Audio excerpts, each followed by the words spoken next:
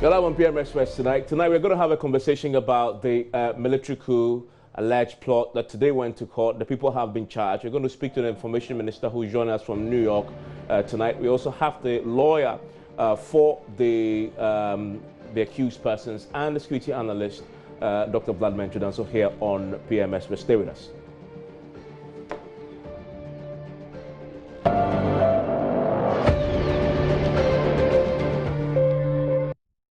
And apologies for the late start of the program on PMS. It was due to technical faults in the back there that has been trying to fix there. In the studio with me is Dr. Vladimir Chudanso, is a security analyst. Also with me is Victor Kojoga Adaudu, is a lawyer for the suspects. On the line right now is Kojo Ponkruma, who is information minister, and he's just joined us via Skype right now. I want to quickly start by what we know so far in terms of fresh information that we are gathering from the security agencies that they've been looking into this for a while. We understand that the military intelligence personnel infiltrated the ranks of the alleged coup plotters. Now, the coup plotters, including seven military officers, some senior officers as well. Now, the intelligence officers secretly, we understand, also recorded these meetings. We also understand that there are videos and audios detailing the planning of this alleged plot. Now, several of these military officers have been, we understand, detained at the military base because they have their own procedures for these matters. And so that's why you're not seeing them in court being charged, because they have their own internal processes. I'll get Dr. Vladimir Chudanso to explain for me what happens when a military officer is found or accused with such serious allegations, or slapped with such serious allegations. We'll get into that very shortly. Now, they are currently being interrogated, and this includes, we understand, some senior, but also some very junior officers as well in the military. We also understand that today, we all know this by now, the charges have been slapped on the three who were put before court today. Conspiracy, we understand, to manufacture arms and ammunition without lawful authority, possession of explosive and firearms without lawful authority have been slapped on the three who were sent to court today. We also understand that these charges, according to the government sources, are initial. We've been told that we should expect the state prosecutors to slap these charges on them as they have now, so they can hold them. Have the court pronounce that on the basis of these charges, you can continue to hold them. Remember, you can't hold them beyond 48 hours without proper charging. So these charges, you understand, are just provisional initial charges, and the appropriate charges will be filed against them when the case starts properly in the appropriate forum. And so that's why you've seen the charges as is being slapped on them, and that the appropriate charges relating to the suggestions of a plot to overthrow will all come down the line. And those are a few facts as we've gathered from our sources within government as far as this is concerned. Let me bring in Information Minister Kojo Ponkruma now. Mr. Ponkruma, what more do we know about the involvement of these serving military officers, some senior, some junior as well, who are also accused of being part of this plot? Thank you. And, good evening to my good friends in the studio, to your viewers as well. Earlier this morning, I think in some of my interviews with your sister radio platforms, I indicated that the updated brief as we have it is to the effect that some military personnel, including at least one officer, have been detained and are being interrogated as a result of the investigations that are going on into this matter. The information as you have it, which you are putting out from your sources, is in consonance with the kind of brief that we have, that that interrogation is ongoing, and that when they are done, they will also be put before the appropriate forum and charged accordingly. Again, the brief as we have it is that the prime suspect and his accomplices were arraigned before a circuit court, I understand, for purposes of having them remanded, not necessarily the substantive charges, but for purposes of having them remanded. And that has also gone on today. I think that the important thing for everybody to do is to be calm and to allow the processes and the law enforcement agencies to go through that processes and to all unfold the evidence that the informers they have, including audio-visual recordings, etc. They will have to make all of that evidence before the courts of competent jurisdiction for the proper adjudication. You and I and all of us listening or watching do not have the capacity to litigate this matter on television or on radio or in our social media groups. And what we need to do is to allow the courts and the prosecutors to do a diligent job, one that will satisfy all of us at the end of the day. And I'm sure you've seen the social media commentary on this. What's your reaction to the way this has been received in certain circles? Those who suggest that the details as put out doesn't fit the description of an attempted plot to overthrow the government? Well, I think again this morning as I spoke to one of your colleagues, Daniel Dazi, I mentioned to him that we have to be fair to some of the analysts that you are calling and inviting to purport to analyze what they haven't seen. I have heard reports of some analysts making comments, and the question I ask is whether or not these analysts have seen the full body of evidence that is available, whether they've seen the audiovisual material, whether they have read the transcripts of the plans that these persons are alleged to have, whether they've had an opportunity to examine for themselves the kind of evidence. Obviously, they have not.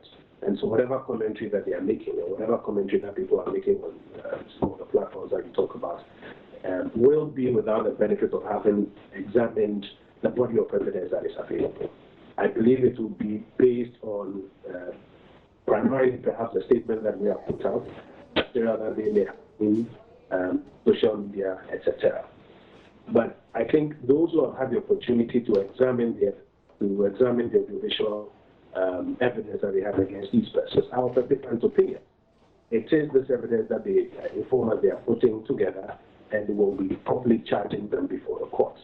These persons are citizens of Ghana. They, under the Constitution, have a right to a fair trial, a right to counsel, and so their counsel and their defenses, they have to avail them before the courts, not necessarily for you and I to adjudicate, make a determination on. So I think for those who make comments without having the opportunity to examine the body of evidence that's available to the prosecutors and the state security agencies, you can put their commentary in that context and understand it. And also make a point to them that, well, the important thing will be to have all of this availed before the courts, so that those courts that we call the ones of competent jurisdiction, can make those determinations. In the original statement that was issued, there is a reference to a plot targeting the presidency. Some have suggested that that was a reference to, in fact, the passing of the president, that this plot may have targeted him as an individual as well, as a leader of this great republic. Is there the truth in that? The brief as I have it is that these persons were in an elaborate plot that was targeted at the presidency and with the ultimate aim of destabilizing the country. The detail of that brief, as we have it, and I think, again, in understanding, we must understand that it's not everything that we have that at this moment can be put out in the public domain. Some of it will be in court. The detail, as we have it specific to this matter, is the number of installations that these persons have targeted, including the office of the president or Jubilee House. Additionally, we are also informed from this brief that these persons have the ultimate aim of using unlawful force to seize the reins of government. Those are the details that I'm able to share with you at this point in time. The granular minute-by-minute accounts, the prosecutors will be making them available before the courts when I understand the courts resume. The courts are on vacation currently. I understand the courts will be resuming, I think, on October 8th or so. It is my understanding when they formally prefer all of those charges, those granular details will be made available before. So I mean, there's also the detail you provided about the use of this hospital as a base for the manufacture of these weapons, the IEDs, etc. That place we know has been searched. We've been checking with the Ghana Medical Association, the health authorities, regulatory agency. All of them say they are also opening their own probes in this. I get a sense that there is a multi-agency collaboration looking into this, even beyond the security agencies. Well, for the other agencies and state actors that will be interested in also examining that I am not privy to this. What I do know on the state side is there's a multi-agency collaboration that is ongoing. In fact, it is that multi-agency collaboration that led to this operation in the first place, led by Defense Intelligence, the Bureau of National Investigation, and the CID.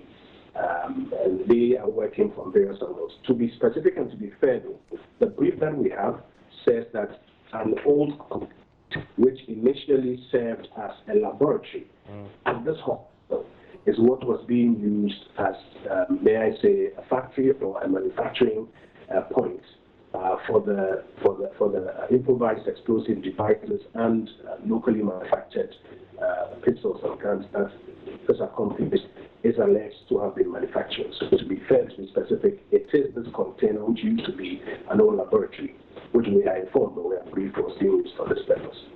And very finally, today when the case went to court, the charges related to the possession of firearms without lawful authority and explosives as well. The minority in Parliament, the spokesperson on Defense and Interior, had said that because the charges, when it actually went to a court of competent jurisdiction, didn't relate to treason or the allegation of a plot to overthrow the government, the initial statement created a bit of panic, and that should have waited until the case went to court before being linked to something as serious as a plot to overthrow the government. What's your reaction to that? A couple of things, or about three things. First of all, I think we should be careful not to politicize this matter. We should be careful not to now make it the minority against the majority or elements that allow it to begin to take a certain political color. We are talking about the safety and the security of our state. It does not matter who's in power at a point in time. If you've read our statements, we have even been careful not to, and I know you've read it, we've been careful not to even put in names of specific politicians or political leaders, etc. And even where there's reason to suspect, we talk about a political authority. Never mind President Akufo-Addo and NPP administration. And I think that it's a very important caution that we must all bear in mind. We should be careful to avoid any political posturing on this matter. That's the first step. The second step is that this person that you're referring to is a lawyer and knows that charge or proffering a charge at the beginning of any legal process is not an end in itself. I'll be disappointed if that is a suggestion. It is just the beginning. Charge sheets are amended every now and then. I think the prosecutors, and I want to encourage you to speak to the prosecutors have been clear that the courts are on recess currently, and that this is a matter in which a number of things happen. One, they are concluding their investigation and investigation. You notice that the soldiers that have been mentioned as being part of it have not been arraigned yet, because interrogation is still ongoing and it's our understanding that they will also now be arraigned when their interrogation is done. Therefore, that process is ongoing, and it is important to remand these persons, complete their entire interrogation, have their statements, etc., and then you can bring the substantive charges before the court of competent jurisdiction. The prosecutors, I think if you speak to them, will explain to you that at this stage what they have done is to prefer some preliminary charges that allow them to remand these persons in the custody of the state lawfully while they go about their enterprise. So I don't think anybody or any lawyer can therefore suggest that that means that they are not able to amend the charges or prepare the substantive charges before it's in time. No, the brief I have do not say so. I'm grateful that you joined us. That's Kojo Nkrumah, is Information Minister, very busy in New York, where the United Nations General Assembly is underway. And Mr. Nkrumah, thank you very much for joining us with your thoughts there. Let me come to you, Dawodu. You are the lawyer. Your reaction to all that? My reaction is that, yes, If they are saying that this matter should not be politicized, or people should not debate on this matter or adjudicate it on it in the public, who put the matter in the public domain? There is a court of competent jurisdiction. You could go with all your facts for people to get to know what is happening, what work you've done. But you chose to come to the court of public opinion. And if it is in the court of public opinion, then you are saying that people should be careful not to opine or speak their mind on this matter. It will not happen. People will definitely speak on it because you chose to put it there. When even statement had not even been taken from the accused people, statement has been released. So are we saying let's put it there? Nobody speaks about it. Yes, I agree that crime is a crime. It has no political coloration. So you have to make sure that what are the facts are put in there. But where there are some slants, everybody will also want to give it a slant. And that is what happens in the court of public opinion. He says that they deliberately kept out of the initial statement the political affiliations or who maybe, just so that they just put out the bare facts. And so post that, when then a politics is introduced, you sort of mask the whole process even further. That's a point you concede, right? No, yes. But for where I sit and what I know, it's a drama. It's unfolding. It's a developing story.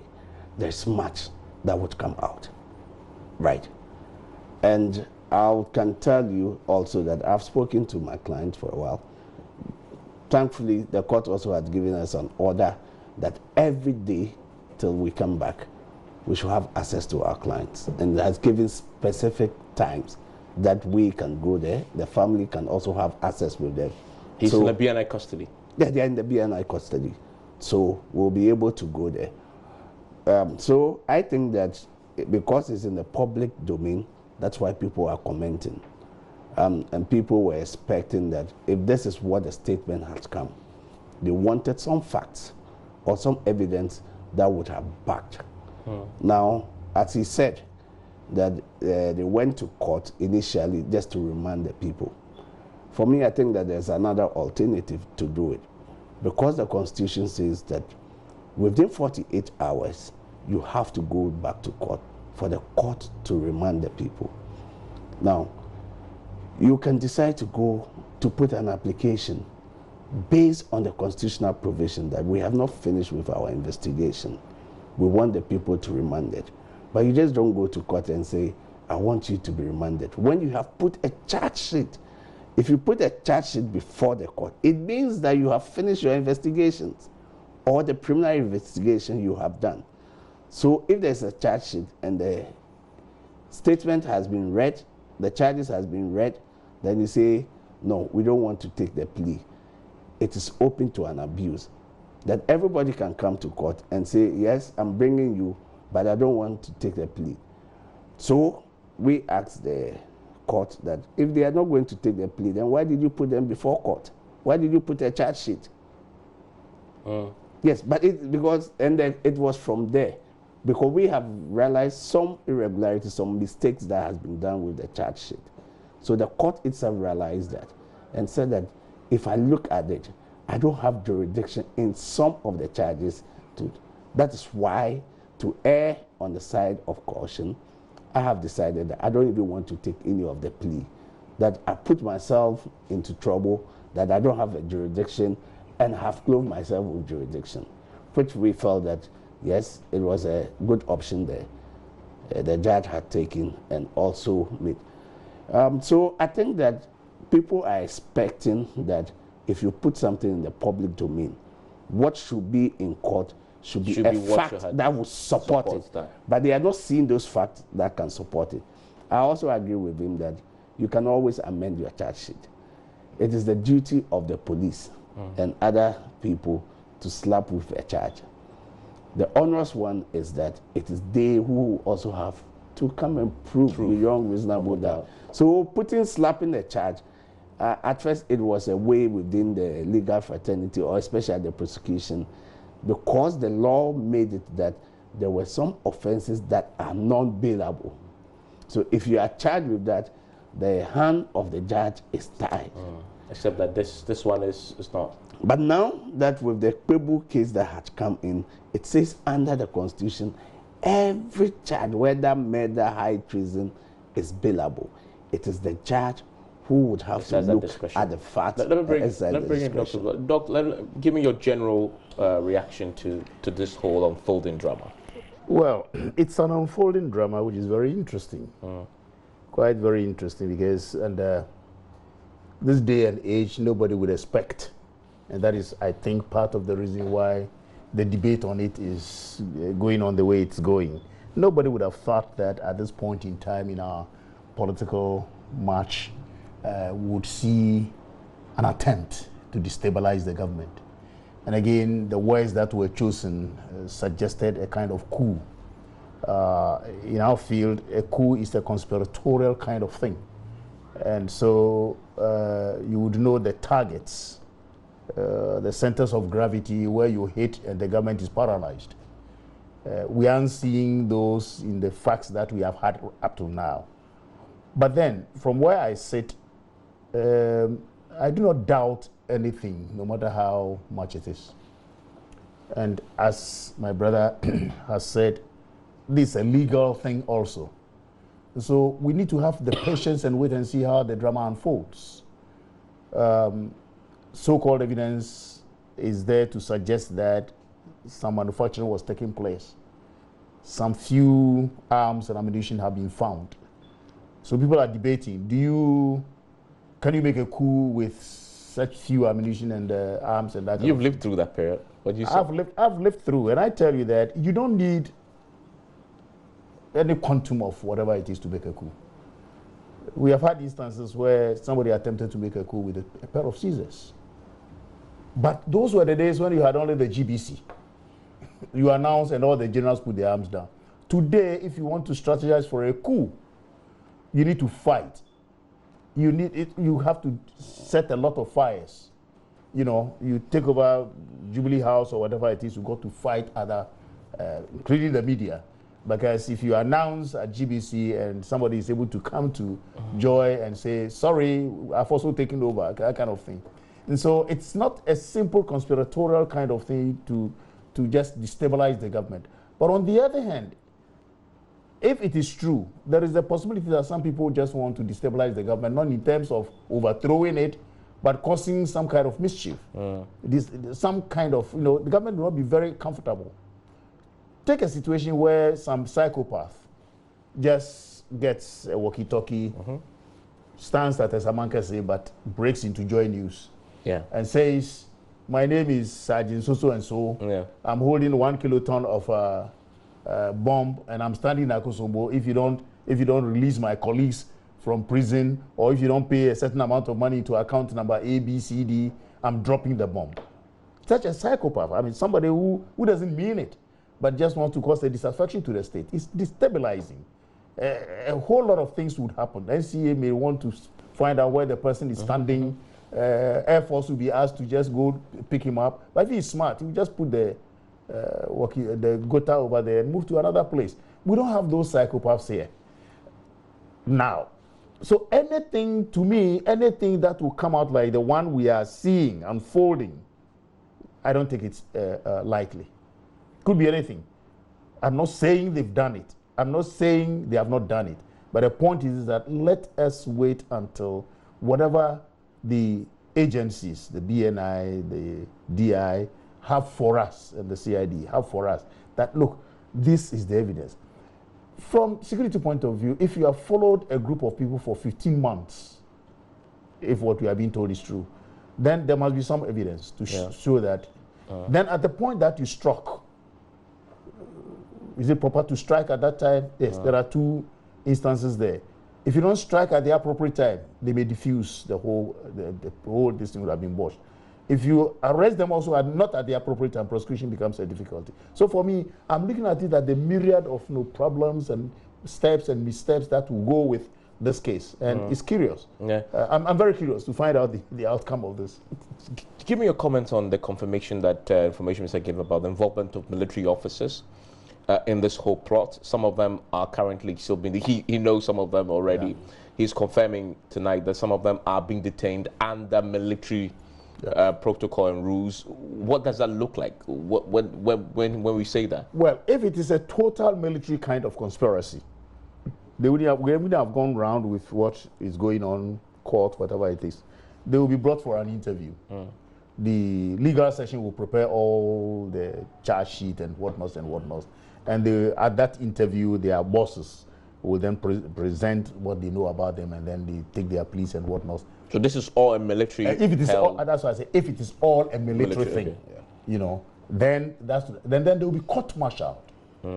So the trial will take a kind of court-martial case. But now that they have, the story is that it is a conspiracy which involves the military. It becomes a little dicey, and that is why you see the military police involved. They will have to bring them at any point that they are wanted. I don't know what would happen, whether the military will ask that theirs will be given to them for separate trial, or they'll be put together. If they are put together, I think the court of competent will deal with it. But if the military is saying that we want to court-martial them, then alternatively, they can be tried in the civil, in the public domain, and then the military will also splash on them whatever rules and regulations that they have. We understand today that there's one military officer who was arrested but on a run. Explain that to me. What actually happened was that there were 4 people who were arraigned before court today. And the 4th person, I understand, is a serving military officer. He was arrested. However, they said he was at large. That is from the prosecution. Meaning they don't have him in custody anymore. So that makes it curious that if the man was arrested, because it is the 3rd accused, it was the same man who took the people to where the 3rd accused is, and they were all arrested together. When you say same man, so as in... That's the 4th one. They said he's at large. That he's a serving military officer. So... But you could... If he led them to make the arrests and seizures, it could be that he probably would have struck a deal with the security agencies. So that's a possibility. I mean, this is just coming from the movies. So that's where it even raises the eyebrows that yes, when the snipers of information come in, is that there was a plan. Somebody had been planted among the people, and there are meetings. But that's what intelligence does. Yes, that's what intelligence does. So we are saying that if this is the person, that's why I said it's unfolding. But just to put on record that he was also arrested. That's right. He was arrested, but they said he was at large. They could have decided and said, look, we are going to use him as prosecution witness, so we are not even putting him before the court. But if you go to the extent of putting him before the court, then you are treating him as an accused person. But they didn't put him before the court, did they? He was put, and it means that at large means that he's run away. He's run away. Okay. But you see, the point is this, that let us not think that what you're saying is correct. There is a possibility that he must have conspired with his own kind, and then they let him loose. On the other hand, mind you, he's a man within some circles where he could on his own also run away. So let's not belittle. He could on his own, sensing the enormity of the problem ahead, he could have run away on his own or conspired, like you are saying. So let us gradually, and like you were saying, there is the possibility that people are rounded up, but among them are chosen some people to become prosecution witnesses. And so for me, yes, the public attitude towards the whole of this thing is because for a long time we don't know about the coup. Number 2, it's some people say it's not believable. Number 3, people say it's unthinkable. But let us wait patiently to get to the bottom of this, and because by all means, during prosecution, things will be told. The prosecution needs to prove. So they will tell us, the public, that we saw A here, B there, this is what they did, this whatever it is. So we sitting down here, and the general public, WhatsApp and whatnot, cannot judge. Absolutely. The lawyers are there to defend, the lawyers are there to prosecute. So for me, it's mind-boggling that this is unfolding at this point in our destiny. But I'm hoping that we get to the bottom so that we as a people would know that, look, when I talk about terrorism, for example, people think we are too far away. When people talk about coups and I say anything can happen, they tell me, oh, you are crazy. If this is true, then I think I'm vindicated in the sense that at any point in time you get miscreants. At any point in time you get people to mislead you. Somebody is a professor, somebody is a doctor. It doesn't matter. I knew of a story in the US where a prominent doctor, I mean, curing the high echelons of the politicians, well known, the man is so good, killed the wife. And for 20 years, you know, until when he was being brought to court, almost everybody said, no, it's not possible. But he was the one. So let's wait. I have the patience from security matters. If you don't have the patience, things go bad. Lado, you said today after the court that this is a setup, that you believe from the details you've heard and the evidence presented that this must have been planted on your clients. Why do you say that? I said that because when the security agencies came in, you know, he got arrested. He was at the premises. They zoomed in straight. The hospital, you mean? Yeah, the hospital. They zoomed in straight to where the generator was. But if there's accurate intelligence, that's all what happened? No, that's all. So when they zoomed in there, it was picked. And they said, we have these guns. Right. So when they had a gun, then they went into the container. Right. Now, the man said, yes, you have picked this, but I have no idea about this. Even the assistant, who is a physician assistant, has also been picked. And she said, we don't have an idea about this being here. Now, the reason why we have that suspicion that maybe it's a setup is that because he's had this social media group that they profess some strong views, you know, the discussion they have. And I think the name of the group was Take Action Ghana. Action Ghana. Which was part of the statement.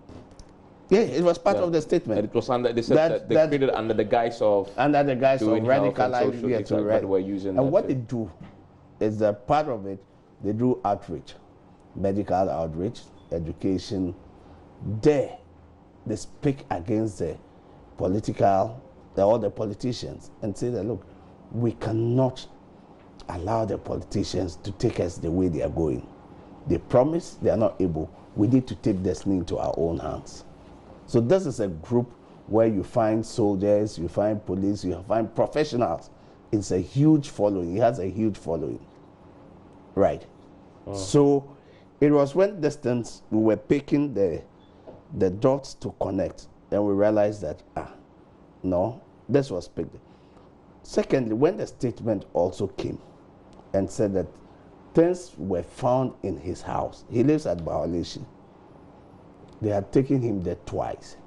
They found nothing. They went even into the ceilings. That's my information. So you're saying he that was there. It's not true that stuff was found in his house. Bawaleshi, or say on Bawaleshi. What was found here was the 5. This is the locally manufactured. When you say here, you mean the hospital? At the hospital, Citadel. But in his home, where he was taken on Friday and was taken on Sunday, nothing was found. But what about the statement that we have from the Minister of Information says they have found a lot of explosive other things in his house. In his house. I'm not saying that the statement coming from government is not true. Maybe they've not been briefed well. Maybe what the security couples have given to them might not be accurate, might not be what they are telling him. This is a country in which nobody would say security couples have not briefed people and they had a wrong information. So that is where, when we start looking at all this, and especially it was this other Sule the officer who had been coming in and going out. The officer we say is at large? Is at large. Okay. That he's been coming to see him and going, that he came around with the people whilst he was arrested, that we felt that, no, hold on, what is happening? That's where the suspicion is. Crime is a crime. If it is his and they are able to prove to a irresistible conclusion that it belongs to him, he had knowledge that they conspired to manufacture them, it's a crime. He will go for it. Are you getting it? Yeah, sure. No. But my worry is, aren't you sure you are giving unsolicited information? Because it is for the prosecution to prove. And now that you are already denying, you are in a state of already showing what steps you're going to use in defending. No, I'm not really. I'm not in here to maybe discuss the merit. Okay. But the statement that came, and what I know, and that is what we are saying. So it's in contrast. It contradicts. Yeah, it contradicts. Yeah, it's like if I understood him, he was saying that it could have been planted. Well, in conspiracies, yeah, once there is the slightest belief that you are involved, anything can happen. Definitely. And so for me, look, this case cannot die until we have known all the facts. And I think the minister promised that. Other than that, we'll be debating this up, down, center, those who believe, those who don't believe. And for me, I'm saying those who are talking about ammunition is not enough and that kind of, that is not the point. The point is who is doing what. And the state must be prepared to prove that. They have followed people, according to them, for 15 months. If they have, then there is enough evidence to know who is taking part in what. Whether a WhatsApp group or whatever it is, if there is any evidence within the, whatever it is, messages, suggesting that we're going to plant this thing here, we're going to bomb this State House, or what do you call it, no, the Jubilee House, or that kind of, all these things will come in the course of prosecution, I believe, right? Yeah, definitely. So I've just been checking the government statement again. There's only a mention of violation near Dodowa. Yes. There's no mention of a house of No, violation is where he lives. That's his residence. But that's the thing. The government didn't describe violation as his house. It just mentions violation near Dodowa. So you are giving the additional information. So that, what we that violation Dodowa is his house. That's where he lives. But that's what they found. They only found a violation near Dodowa, 63 9mm NATO rounds. Yes. And my information is that they've been there twice and nothing was found. Okay. That's all we are putting in perspective. But, so eventually, state will have to show to whom these things belong. Yes. Who did what? In conspiratorial, it's difficult to prosecute, seriously speaking. And you must get the joints clear, because look, it's a serious matter of treason. Yeah. Elsewhere punishable by death. Yes. Here too. Yeah. I think so. Here too. Our constitution is clear on that. It's capital punishment for you. And so, let us not sit out and say, it's not true. Somebody just planted all these things. It is true. Yes, we have found this. No. The proof should rather come so that we don't misjudge people wrongly, so that we don't also accuse prosecution wrongly. The defense is there to do their job. Yeah. And so let us not even, it's sad for me, for prominent persons, names to be thrown about around that, but crime is crime, like he has said. Yeah. So, you listen to the information I gave at the beginning, which information minister confirms that this group was infiltrated by military intelligence, and they've gathered video evidence and audio evidence, so which he also confirms when we spoke to him. They clearly would know what they are doing. Definitely. You see, I think that the public, the cynicism and the skepticism that has created all this is because they believe that it was premature. The information that had been given or brought into the public domain, that if this is a matter of serious national security, the way it would have been handled, they would have gone with it. That is where the cynicism is coming from.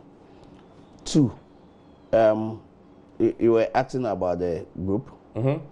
Yes. Yeah. This group, if they infiltrate, the good thing now is that in our criminal jurisprudence, unlike the days of yesteryear, where evidence, everything will be given to you in advance to prepare before the case even starts. So you want them to give the videos? No, they'll give it. They'll give it to you. No, that's the procedure now. Those days you are ambushed. You are doing the trial, then they bring one. You haven't even seen the document. But this time, the High Court pronounced on this in the Opuni case, so I guess that's what you're referring to. It was the Supreme Court in the NCA case. Yes. NCA case. So now everything will be made available to you to study the audio, the films, everything, and you'll be able to scrutinize before you start. So there's no more ambush. So any statement they have, anything, will be put before the two parties would have it, the judge will have it, and we'll all go. This will play out in open court, I guess. You mentioned, you asked that they've infiltrated for so many months, and they must necessarily maybe smell something, and that is why. Yeah. And he talked about the information that has been put out, and that is why there is cynicism somehow. I think, yes, one way or the other, you say it's premature. As I said earlier, the security agencies know how to do their work, and they know when to strike, because at times when you don't strike early, things go bad. When you strike too early too, you may have had some missteps. So they know when they struck. My only problem here is this, that I wished the announcement came from the CID, which is the, if it's the leading, if they were leading the investigation, or what, sorry, what do you call it? The surveillance. The surveillance. Or if it is the BNI. The top man could have said that we have uncovered so and so and so and so and so. But it looks as though because it is a politician who announced the thing, then the cynicism, you see. That is it. Exactly. And I think even my brother over here has a feeling of this conspiracy against his client and that sort of thing. I wish, like several other jurisdictions, the people who are conducting the investigation are the people who announce. And if it's announced by the sector, for example, if it's Baalishi that the persons were rounded up, maybe the commander over there would announce, and then leave it for others, investigation to go on. So even though it has been announced by government and the cynicism is on, can we wait until the core, the kernel of this case is brought out? Because we are all... As we're hearing, there's videos, they have videos, the videos. He hasn't seen it. As a lawyer, he will see it. I've not seen any of the exhibits. That is it. Because when statement was... But the pictures of guns and things making that circulating... I haven't really seen it. Because he will tell you maybe that was also put somewhere. No, I haven't seen it. No, I'm saying you can say it. Because, yes, but you can implicate somebody by trying to... But Dr. Ntudaso, so let me ask you this. If what government says is true, you've lived through the coup days, have you seen the environment that gives rise to a coup today, in today's Ghana? That is what makes this one very doubtful and very, the cynicism around it, and very, people are doubting in this day and age. Because those days, it's very easy. You take over broadcasting, and that's it. All the generals laid down their arms. That even goes to talks about the modus operandi. I've been talking about the general economic and social conditions that give rise to this. That because you know that the center of gravity is just one spot, you always want to have that condition where there's general deterioration, economic downturn, or political kind of whatever it is, and you couch on it. I mean, alternatively, or even again in support of that, politicians urge you on.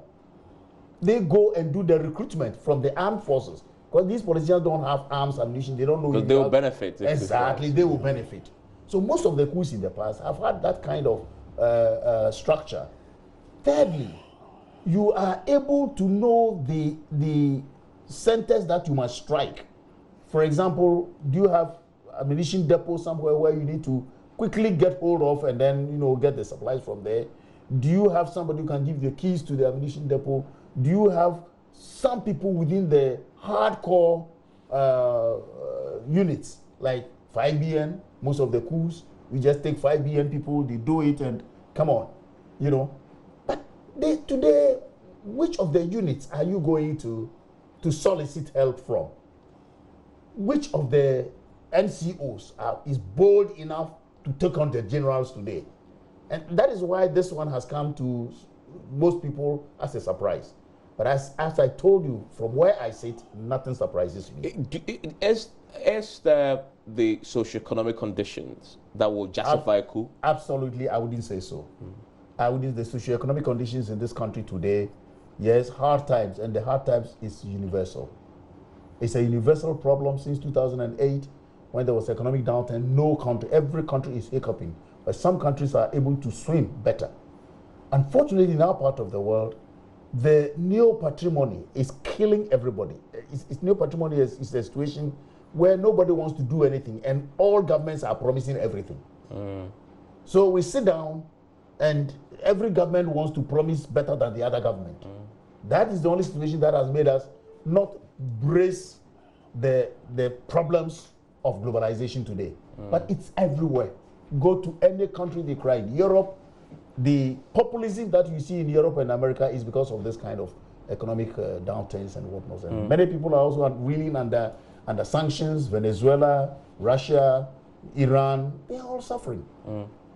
In our case, I do not think we have reached a point of hopelessness where everybody is looking for change. You know, we haven't reached that point where people are looking for change and therefore expecting some kind of change through the barrel of the gun or through some destabilization processes. So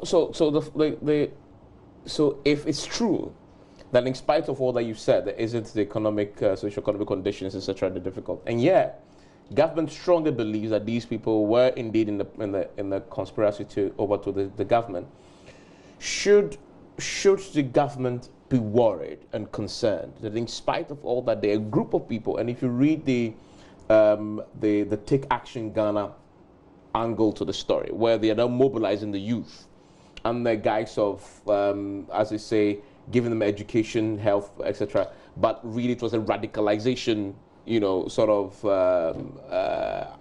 mobilization. Shouldn't the government be worried that is happening? Not only the government, you and I should be worried. Okay. Everybody should be worried. Then everybody just can get up and radicalize people because something is not going on well. And we have a country of, we have a lot of instability in the country because the government agenda is in marked offensive contrast to the other agendas of people who are radicalizing them. So it's very dangerous for anybody to take a new agenda outside government agenda, which is not selling to government, for government to change its course, but rather trying to mobilize people against government agenda. It's dangerous. It's the biggest danger to any nation where people are mobilizing people outside government agenda. What's your comment on all that? Because those are the big questions beyond the nitty-gritties of the weapons they found, etc., and accusations. You know, one of the controls of political power and is pressure groups, public opinion. And when there are pressure groups, and they also shape discourse, right? And brings pressure to bear on the political authorities. I'm sure that this social group, social media discussion at a point also shapes when the leadership gets to know the sentiment being expressed. These are places they pick intelligence, they pick what is the situation, what is happening.